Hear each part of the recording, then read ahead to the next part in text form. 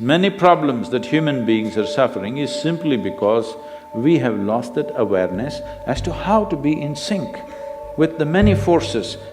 If you become in rhythm with life, you will also wake up somewhere after 3 a.m. At that time, if you sit up and do whatever process you have been initiated for, it will bear maximum fruit.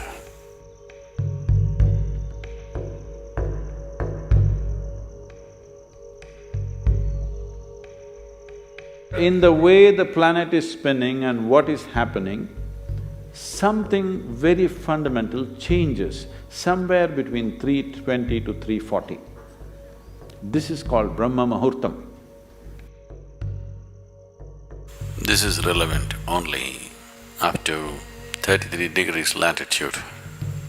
Your system, human system, functions in a certain way.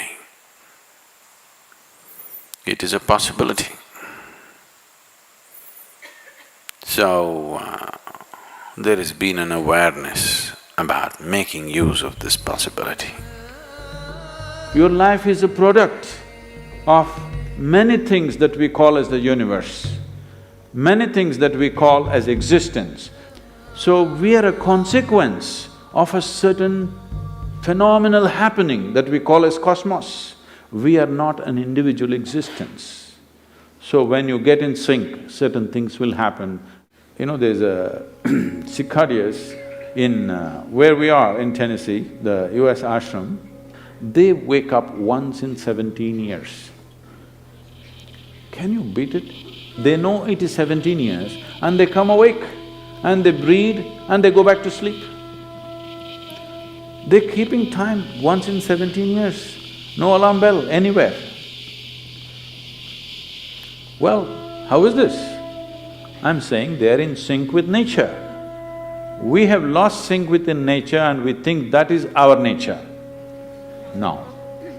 All the many ailments, many problems that human beings are suffering is simply because we have lost that awareness as to how to be in sync with the many forces which are making us who we are. So yoga is to bring that sync so that you are in rhythm with life. If you become in rhythm with life, you will also wake up somewhere just after 3 a.m. If you're conscious, suddenly a certain spark of aliveness will happen within you. Even if you're in deep sleep, you will come awake. This must happen to you. This means you're falling in sync with it. You're falling in sync with life. So what should I do? Should I meditate? Should I do a kriya? Doesn't matter what. You must do a process for which you have been initiated for. Because initiation means you were not just taught a practice, it was introduced into your system, it was implanted in your system. So whatever, if there is a life seed within you, if you're awake at Brahma Muhurtam and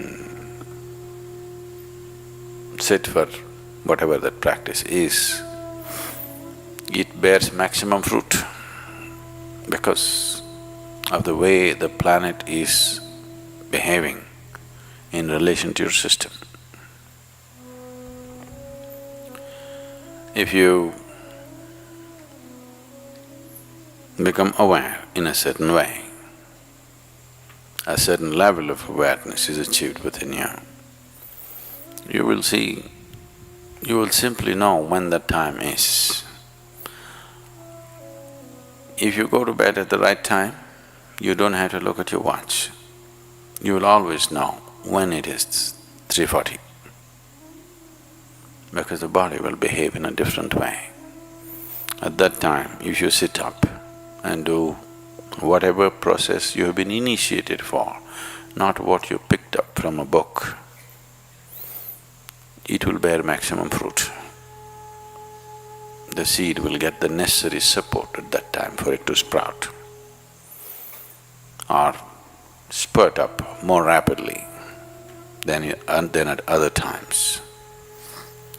This is only for the initiated. If you're not initiated, you're a book yogi, then 340, 640, 740, not so much of a difference. Sandhya kalas are more important for such people.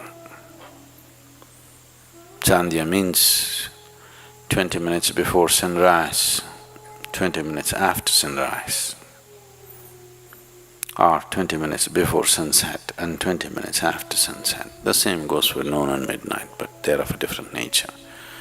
So these two twilights are better for the uninitiated. 340 is good for those who've been powerfully initiated.